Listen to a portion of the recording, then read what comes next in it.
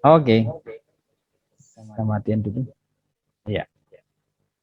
Jadi hawala memindahkan hutang itu hukumnya adalah jais. Satu orang ketika kemudian punya hutang, ya, lalu dia sendiri memiliki, ya, satu hutangan gitu dari temannya. Maka ketika dia akan nyaur pada teman yang lain itu boleh dipindahkan. Namanya hawalah. Hawalah ini di dalam kerangka kita bermuamalah, ya, maka bisa tercontohkan di dalam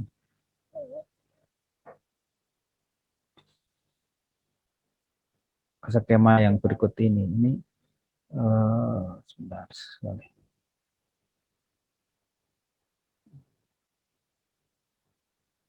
Make host. Oke. Ya. Jadi contohnya yang paling gampang ya teman-teman. Misalnya di sini ada Mas Genta gitu ya. Lalu di situ ada Maulana Hidayatullah dan Mbak Fatimah. Itu ABC ya. Mas Genta A, Maulana B, Mbak Zahra C. A ya itu hutang kepada B. Ya, Mbak Mas Genta hutang kepada Maulana. Ya, Mas Maulana B ini sebesar berapa hutangnya? 100. Dan A berpiutang kepada C. Yang C ini tadi Mbak Fatimah berutang kepada A, Mas Genta, sekitar 100. Nah, maka A memerintahkan pada C, Mas Genta memerintahkan pada Mbak Fatimah membayar hutangnya kepada Mas Maulana, pada yang B tadi 100 juta. Jadi B, Mas Maulana ini menagih piutangnya kepada C, pada Mbak Fatimah, tidak lagi kepada Mas Genta. Nah, itu namanya pengalihan hutang. Nah, bagaimana hukumnya? Boleh, itu boleh. Karena di dalam persoalan ini adalah saling menguntungkan. Jadi A adalah mukhil, orang, ya. Mas Genta adalah orang yang memindahkan hutang, dia berutang dan berpiutang. Lalu B tadi Mbak Mas Maulana adalah muhal, muhtal, orang yang hanya berpiutang, dan C dalam hal ini adalah Mbak Hana ya tadi. Nah, itu orang yang hanya berutang, dipindahin utangnya. Nah, nanti ada beberapa syarat itu. Syarat di mana hawalah ini dibolehkan atau tidak. Secara hukum jelas.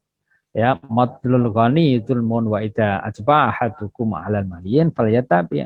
Jadi menunda hutang itu sesungguhnya adalah bagian dari kezaliman. Jika seorang itu dipindah hutangkan kepada orang yang lebih mampu, maka adalah yang menerima pemindahan itu. Sehingga tidak terjadi ya secara filosofis, bentar, bisa matikan. Secara filosofis itu tidak terjadi adanya penundaan hutang dari satu orang kepada yang lain. Karena sesungguhnya ini kan saling membantu dan mempercepat pembayaran hutang, gitu ya. Saya cek voice dulu. Ini Mas Genta, suara saya terdengar ya?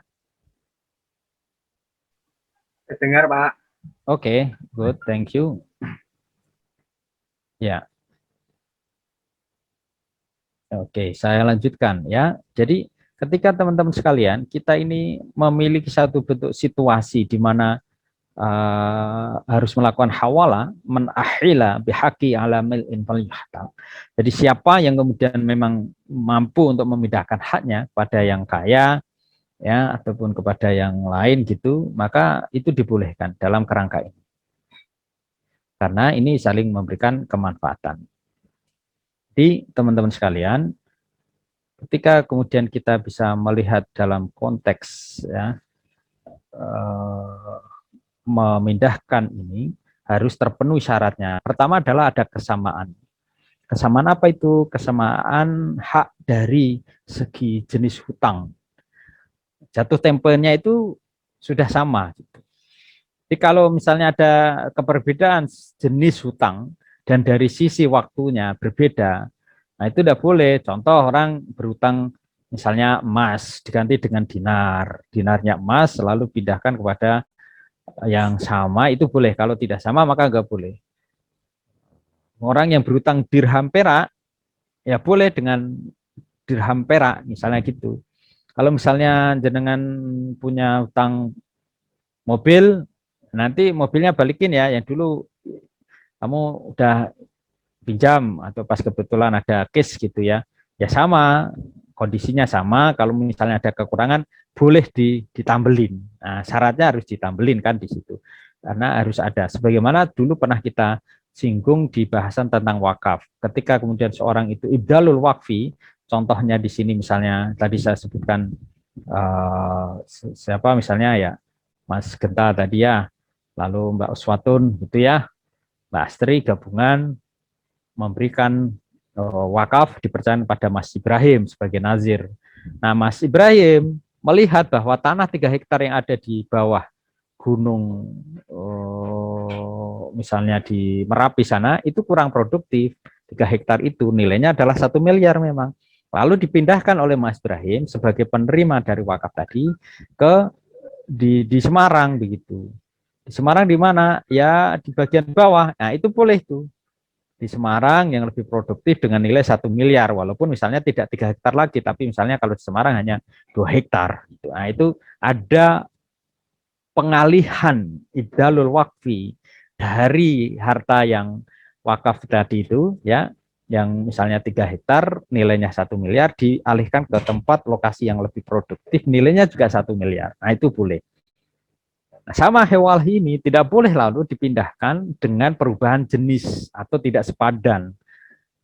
Emas kok ditukar dengan perak atau kemudian tadi nilai barang itu tidak sesuai ya antara yang dipindah hutangkan tadi. Termasuk nah,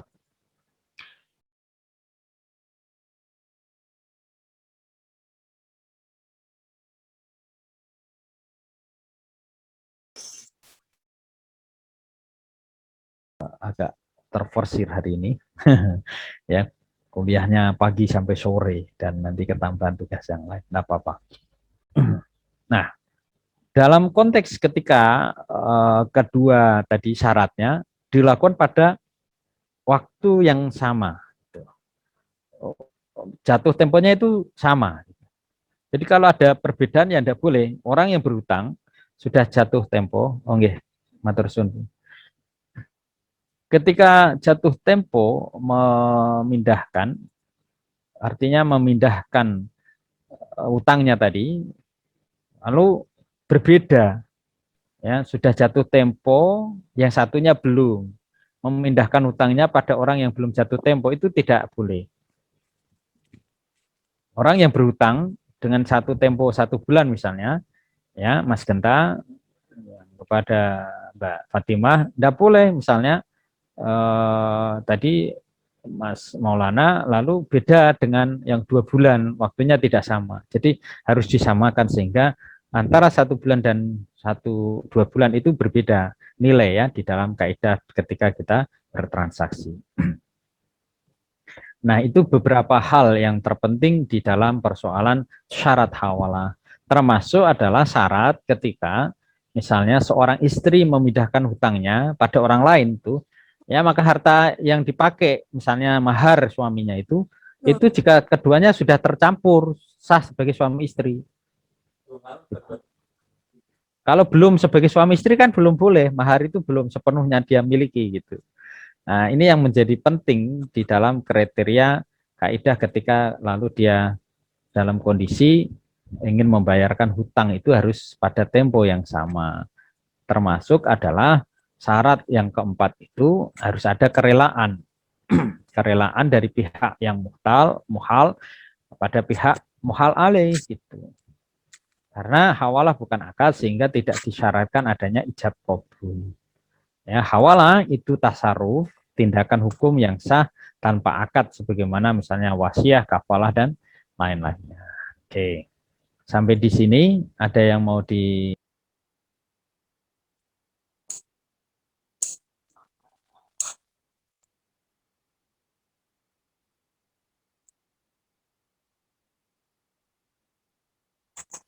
Sampai di sini ada yang mau di-sharingkan sebentar?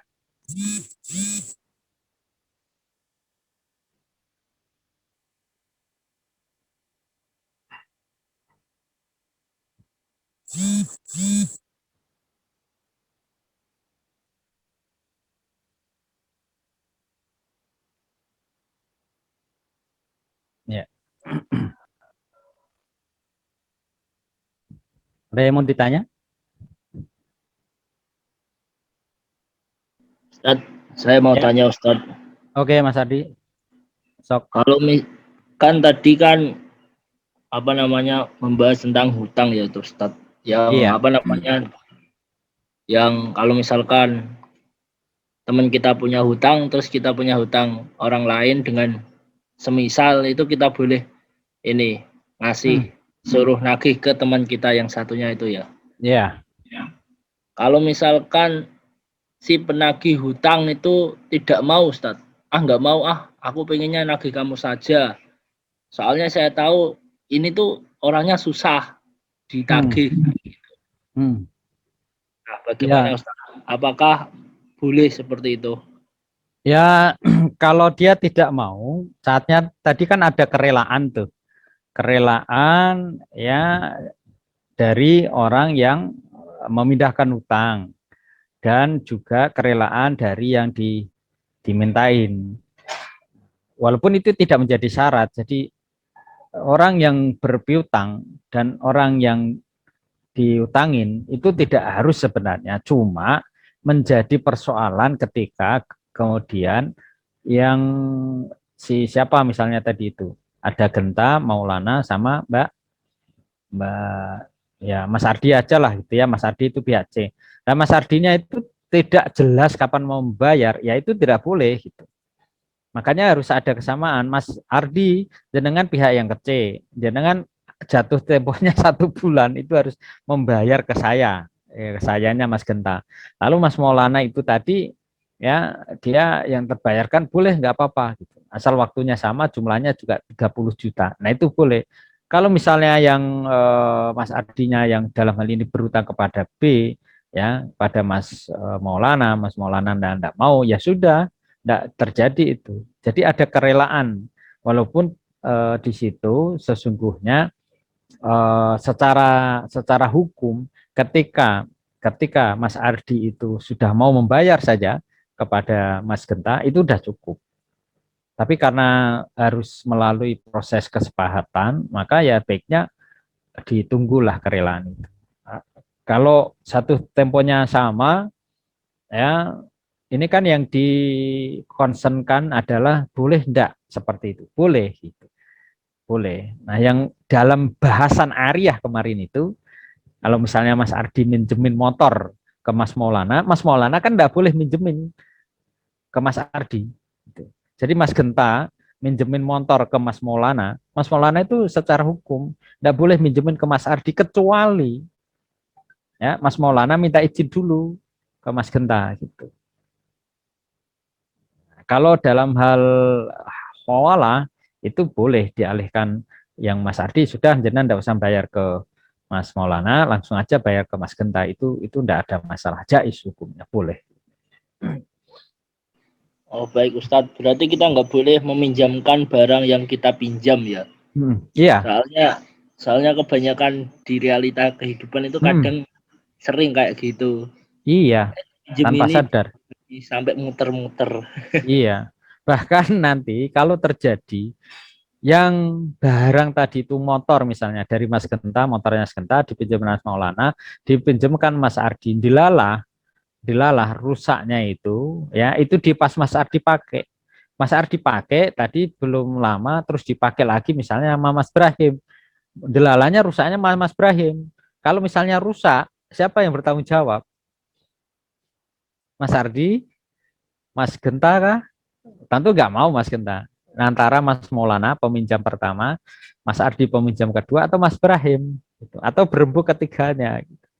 Jadi kalau kemudian Mas Genta itu udah tahu, ya misalnya Mas Ardi udah dibilangin sama Mas Maulana, Mas Maulana bilang sama Mas Genta, ini motornya boleh saya pinjamkan ya, walaupun belum dibalikin loh ya, Mas Ardi ini kebetulan Mas Ardi kok lagi ada kebutuhan mendesak dan beliau orangnya baik gitu, dia juga merawat dengan baik. Oh yaudah enggak apa-apa Mas. Mas Gentanya bilang begitu, maka enggak masalah. Nah Mas Ardi ngomong kepada juga Mas Genta, Mas Brahim, ini nanti boleh nggak dipinjemin sama Brahim, kebetulan adiknya mau daftar nih kuliah di FAI juga tahun ini misalnya. Oh boleh boleh, tidak ada masalah. Nah, begitu ada kerusakan kan omongannya gampang nanti. Biasanya adalah tanggungan yang paling akhir, yaitu Mas Brahim. Di motornya misalnya standarnya itu protol, ya udah Mas Brahim yang ganti gitu. Kecuali misalnya Mas Ardi orangnya baik, ya sudah nanti saya ganti gitu. Mas Genta nggak usah gitu. Atau bahkan kemudian Mas Gentanya ngomong, sudah enggak apa-apa, balikin aja apa adanya, udah itu nggak ada masalah, toh juga sudah diambil manfaatnya, itu malah lebih cakep itu. Nek rusaknya Siti, biasanya akeh ya wegah, oleh silai yang roda 3 ini kan lebih repot lagi, becak ya, atau sepeda ontel, sepeda regane swidak yuto gitu ya. Baik. Ya Ustadz, terima kasih Ustadz. Oke. Nah, sekarang kita masuk dari hawalah ke apa namanya, pengalihan hutang tadi ya. Itu nanti termasuk di perbankan syariah ya. Itu ada yang disebut dengan overcredit gitu. Overcredit itu diantaranya adalah tadi itu memberikan tanggungan ke bank, nanti banknya akan dibayar oleh si A. Itu seringkali di dalam kasus beli mobil, beli rumah, ya nanti rumahnya beralih kepada orang lain, sisa dari hutang tersebut lalu dilunasin kepada orang yang melanjutkan pembelian rumah atau mobil tadi itu ya. Baik. Nah, berkaitan dengan persoalan ini, dulu kita melanjutkan sedikit dengan ziyadah riba, antara bunga dan riba. Ingin saya katakan dengan sangat jelas bahwa apa yang dimaksud dengan riba itu belum tentu identik bahwa bank itu riba. Tapi kalau riba itu udah pasti haram. Bank memiliki posisi, ada ulama yang mengharamkan dan ada ulama yang membolehkan, dan termasuk yang membuat hukum syubhat terhadap bank konvensional. Ada yang kemudian memberikan hukum apapun bank itu tidak boleh. Nah, yang sangat jelas adalah klaster di sini. Klaster A, bank klaster A ya, riba itu haram. Rentenir itu pasti riba. Karena itu maka jelas haram ya. Bank konvensional ada yang kemudian membuat hukum atau menghukuminya adalah syubhat, ada yang kemudian menghukuminya halal, dan ada yang menghukumi tidak boleh. Bank syariah kemudian ada yang menghukumi dengan sangat boleh, dan ada yang kemudian memberikan hukum masih samar. Ya. Oke, kita akan melihat dari sisi-sisi masing-masing ini. Kita berangkat dari sebuah definisi tentang riba. Ya, riba secara bahasa itu adalah ziyadah. Jadi ketika kita membahas tentang ziyadah, di situ ziyadah yang at'afa mudha'afa. At'afa mudha'afa itu yang kayak apa? Tambahan yang diambil atas suatu hutang piutang ya, yang diperjanjikan, sehingga bunga itu sebagai tambahan yang dikenakan. Dalam hal ini adalah transaksi pinjam uang yang diperhitungkan dari pokok pinjaman tanpa memperhitungkan pemanfaatan pokok tersebut berdasarkan tempo waktu yang dibuat secara persentase. Nah, kalau kita bisa melihat misalnya ada di dalam konteks ini, kita ambilkan, maaf misalnya di konteks jenis riba ya. Jenis riba itu ada yang riba yat, ada yang riba qard, ada yang kemudian di situ juga ada yang jahiliyah, ada yang nasyiyah. Saya ingin melihatkan di konteks ini adalah hukum riba itu yang qardun. Qardun berarti di situ dia merupakan tingkat kelebihan yang disyaratkan ya terhadap orang yang berhutang. Lebih dan disyaratkan. Contohnya misalnya supaya gampang contoh tadi itu, Mas Genta minjemin kepada Mas Ardi, dan disyaratkan saya pinjemin 100 juta, nanti per bulannya 1%. Berarti 1 bulannya 1 juta. Jangankan per bulan, bisa jadi 1 hari. Biasanya rentenir itu memberikan bunga yang tinggi karena tidak pakai administrasi yang ribet kayak di perbankan syariah atau di bank konvensional atau kelembagaan keuangan lainnya. Riba yang jahiliyah, tentu hutang yang dibayar lebih dari pokoknya karena si peminjam tadi tidak mampu membayar hutangnya pada waktu yang ditetapkan. Jadi kalau kemudian misalnya Mas Genta tadi mensyaratkan, ya udah 1 bulan, nggak bisa Mas Ardi bayar, wah kena terus bunga. Nah itu jahiliyah, itu tradisi jahiliyah. Itu riba jual beli ya, riba di dalam jual beli itu pertukaran antar jenis, kadar takaran yang berbeda. Dan termasuk pertukaran itu adalah hal yang ribawi. Nah, bagaimana dengan riba nasi'ah? Penangguhan penyerahan penerimaan jenis barang tadi yang ribawi dipertukarkan dengan jenis yang lain ya dalam apa riba nasi'ah ini muncul adanya perbedaan perubahan sehingga keperbedaan ini yang menjadikan ada keragaman benda yang harus dibayarkan lebih. Jadi kalau kita bisa melihat ini maka sesungguhnya Rasulullah itu atau di dalam Al-Quran ya surah Al-Baqarah itu Allah sudah perintahkan orang yang beriman bertakwa untuk meninggalkan sisa riba. Nah, lalu juga di dalam konteks ketika kita bisa melihat Islam yang kemudian memerangi pengambilan harta kawannya dengan semena-mena itu yang juga oleh Rasulullah dinyatakan sebagai sebuah proses-proses penzaliman. Termasuk tadi orang-orang yang mampu untuk membayar hutang tapi dia menunda-nunda itu masuk di dalam klasifikasi orang-orang yang berbuat kezaliman. Mudah-mudahan kita terjauhkan dari situ ya. Dan kalau kita punya hutang atau mau berhutang dengan cara yang baik, mudah-mudahan dapat ditunaikan dengan baik ya.